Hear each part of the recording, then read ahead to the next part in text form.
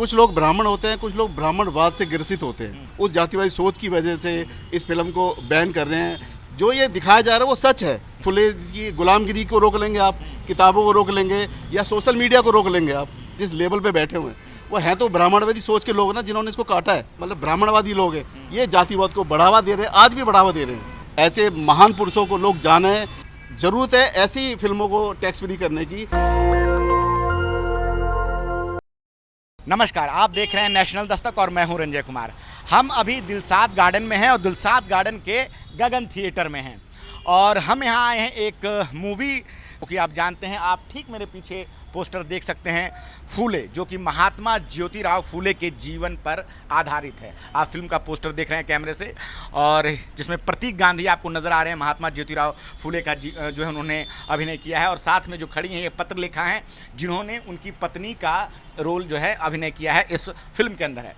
और ये फिल्म पहले 11 अप्रैल को रिलीज़ होनी थी। 11 अप्रैल को रिलीज़ होने का जो कारण था हम आपको वो बता दें।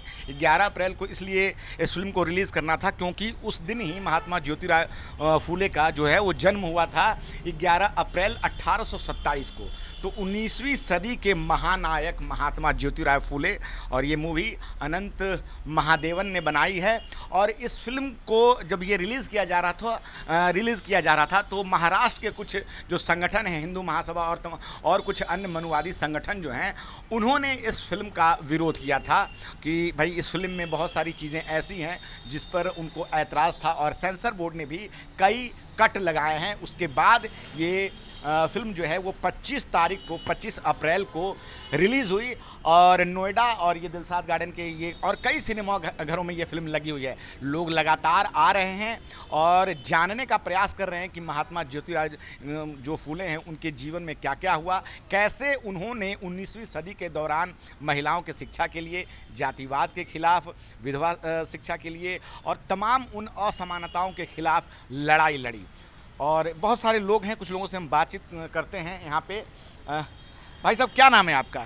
मेरा नाम देव सिंह है। तो देव सिंह जी, क्या कारण है आज आप यहाँ आए? मैं ये फुले मूवी देखने आया हूँ, जो एक सामाजिक मूवी है। और ये मूवी कभी कभार निकलती हैं एक ऐसे सामाजिक मुद्दे पे जो सबको देखनी चाहिए, क्योंकि कहीं ना कहीं लोग जो है ना इस मूवी का जो मतलब विरोध कर रहे हैं, वो मैं कहीं ना कहीं ये समझूंगा वो नासमझ लोग हैं। कुछ लोग ब्राह्मण होते हैं, कुछ लोग ब्राह्मणवाद से ग्रसित होते हैं। ब्राह्मण होना और ब्राह्मणवाद में फ़र्क है। इसमें फ़र्क समझना बहुत ज़रूरी है। जो ब्राह्मणवादी सोच है, वो चाहे वो किसी भी कास्ट का आदमी हो, चाहे वो दलित हो, सोच उसकी ब्राह्मणवादी है तो वो ब्राह्मणवादी ही सोच रखता है। लेकिन अगर वो ब्राह्मण हो के भी अगर वो सोच मतलब वो ब्राह्मणवादी ना रखे और वो समाजवादी रखे, तो वो इस फिल्म को प्रोत्साहित करेगा। हम आपको जानकारी के लिए बता दें कि इस फिल्म का जो निर्माण किया है, जो डायरेक्टर हैं, जो निर्देशक हैं, अनंत नारायण महादेवन, वो भी खुद ब्राह्मण समुदाय से आते हैं। तो आपको ये फिल्म देखने के लिए किसी ने कहा या पहले से आपको जानकारी थी? कैसे आपको पता चला और क्यों, कैसे? एक्चुअली क्या है, मैंने सोशल मीडिया के थ्रू देखा था, मैंने कुछ चैनल्स के थ्रू देखा था। और मैंने जैसे मतलब सावित्रीबाई फुले या महात्मा फुले के बारे में पढ़ा है। ये तो जीती जाती माता हैं जिन्होंने मतलब समाज के लिए इतना बड़ा कदम उठाया।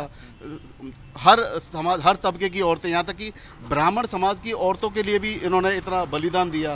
तो और मैं ये मतलब कहीं ना कहीं ये मानता हूँ, ये ब्राह्मण समाज को इसको देखना चाहिए, क्योंकि ब्राह्मण समाज की औरतों के लिए भी इन्होंने बहुत कुछ किया है।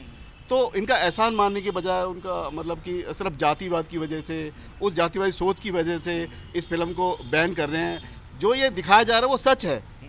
नहीं, बहुत सारे ब्राह्मण इस फिल्म को देखना चाह रहे हैं और उनका समर्थन भी प्राप्त है। जो कुछ मनुवादी लोग हैं, वो लोग इससे शायद नाराज़ हुए थे। वो मनुवादी सोच, मैं इतना कहना चाहूँ, चलो आप फिल्म से रोक लेंगे, लेकिन क्या बाबा साहब इनकी फुले की गुलामगिरी को रोक लेंगे आप, किताबों को रोक लेंगे, या सोशल मीडिया को रोक लेंगे आप? हो सकता है कुछ दिन बाद में जो ये कट जो लगे हैं वो सोशल मीडिया पे पूरी की पूरी फिल्म आ जाए, किसी OTT प्लेटफॉर्म पे पूरी फिल्म आ जाए, फिर क्या करेंगे आप? आपको पता है कि इस फिल्म में 11 कट लगे हैं। जो सेंसर बोर्ड है उसने कट लगाए हैं, उसके बाद इस फिल्म को रिलीज़ किया गया। एक्चुअली क्या है, जो लोग मतलब कहीं ना कहीं इस जहाँ बैठे हुए हैं, जिस लेवल पे बैठे हुए हैं, वो हैं तो ब्राह्मणवादी सोच के लोग ना, जिन्होंने इसको काटा है। नहीं तो अगर वो मानवतावादी लोग, देखो एक ब्राह्मण दो तरह के होते हैं, एक ब्राह्मणवादी और एक मानवतावादी।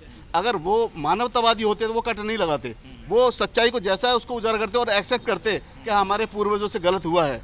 कम से कम आज तो नहीं होना चाहिए। आज डॉक्टर अंबेडकर ने मतलब जो संविधान लिखा है, समानता का अधिकार सभी को दिया है, चाहे वो ब्राह्मण हो, चाहे वो दलित हो, चाहे ओबीसी समाज का इंसान हो, चाहे वो आदिवासी समाज का इंसान हो। और ये लोग जो जो मतलब ब्राह्मणवादी लोग हैं, ये जातिवाद को बढ़ावा दे रहे हैं, आज भी बढ़ावा दे रहे हैं। तो ये बहुत गलत है।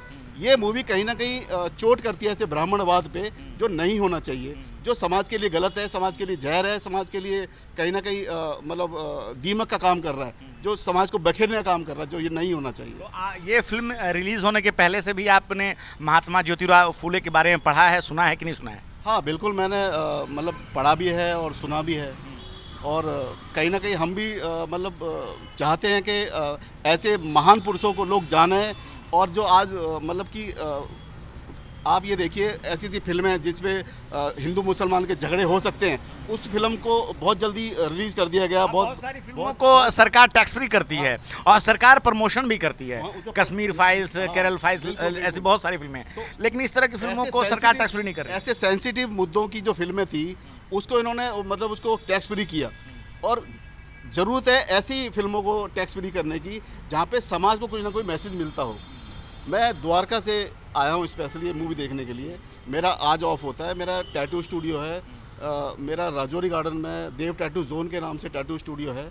और मैं यही सोच रहा था कि मेरे आसपास में कहीं मूवी लगी हो, मेरे आसपास आपकी मूवी लगी थी। मैं स्पेशली मतलब आया हूँ द्वारका से, मैं मूवी देखने के लिए आया हूँ। तो जैसा कि भाई साहब बता रहे हैं, सर क्या नाम आपने अपना बताया? मेरा देव सिंह नाम है। हाँ, देव सिंह ने बताया कि द्वारका से ये फिल्म देखने के लिए यहाँ आए हैं। द्वारका से अगर हम दिलसाद गार्डन की दूरी अच्छी खासी दूरी है। हाँ, तो इसमें कारण क्या है? कारण साफ ये है कि कई सिनेमा घरों में इस फिल्म को रिलीज़ नहीं किया गया है, स्क्रीन कम मिले हैं। जब किसी बड़े स्टार की फिल्म जो है रिलीज़ होती है तो एक साथ आपने सुना होगा कि 5,000 या 10,000 थिएटर में लगती हैं। तो महात्मा ज्योतिराव फूले के जीवन पे जो ये आधारित फिल्म बनी है, जो कि सच्ची घटना पे आधारित है कि किस प्रकार से उन्होंने अपने जीवन में जो है जातिवाद को ख़त्म करने के लिए, महिला शिक्षा को बढ़ावा देने के लिए, विधवाओं का जो उत्पीड़न होता था उसको ख़त्म करने के लिए काम किया। और महात्मा ज्योतिराव फूले की कोई अपनी संतान नहीं थी, उन्होंने एक विधवा के बच्चे का, यशवंतराव का, गोद लिया था। साथ ही साथ हम आपको ये भी बताएंगे कि हाँ बिल्कुल, वो भी एक ब्राह्मण थे और ब्राह्मण होने के बाद इन्होंने उनका लालन पालन पोषण किया, उनको पढ़ाया। कहीं ना कहीं मैं कहता हूँ ब्राह्मण समाज को देखना चाहिए। और अगर समाज में असमानता है तो उसको समान करने के लिए हम क्या कर सकते हैं, वो कदम उठाने चाहिए। हम किसी के खिलाफ नहीं है कि ब्राह्मण है तो हमारे बहुत सारे दोस्त हैं ब्राह्मण हैं, बहुत सारे दोस्त हैं दलित हैं, लेकिन समाज में समानता होनी चाहिए, सभी बराबर हैं। जैसे कुदरत सबको बराबर मतलब देखती है, इसी तरीके से हर समाज को देखना चाहिए, बराबर देखना चाहिए। ऊंच नीच बिल्कुल ख़त्म होनी चाहिए। तो देव सिंह जी ने बिल्कुल कहा कि जिस प्रकार से प्रकृति सबके साथ समान व्यवहार करती है, उसी तरह समाज में भी सभी व्यक्तियों के साथ सभी व्यक्ति को समान व्यवहार करना चाहिए। 1897 में ही जो है पूना में प्लेग हुआ था और उस दौरान जो है उन रोगियों की सेवा करने में जो है सावित्रीबाई फुले की मृत्यु हुई थी। तो अपना पूरा जीवन जो है उन्होंने जो है दूसरों की सेवा में लगाया था। क्या कहना चाह रहे हैं सर, आप कुछ बताना चाह रहे हैं? मैं ये कहना चाह रहा हूँ, मेरा यही मैसेज है कि जो भी ब्राह्मण इस मूवी का विरोध कर रहा है, मैं उनसे हाथ जोड़ के रिक्वेस्ट करूंगा कि आप एक बार इस मूवी को देखें और कहीं ना कहीं इंसानियत के नाते इस मूवी को देखने के बाद और मंथन करें क्या कि वाकई में ऐसी मूवी बननी चाहिए या नहीं बननी चाहिए। कहीं ना कहीं आपका जो मतलब विरोध करने का जो जिससे आप विरोध कर रहे हैं वो सब खत्म हो जाएगा।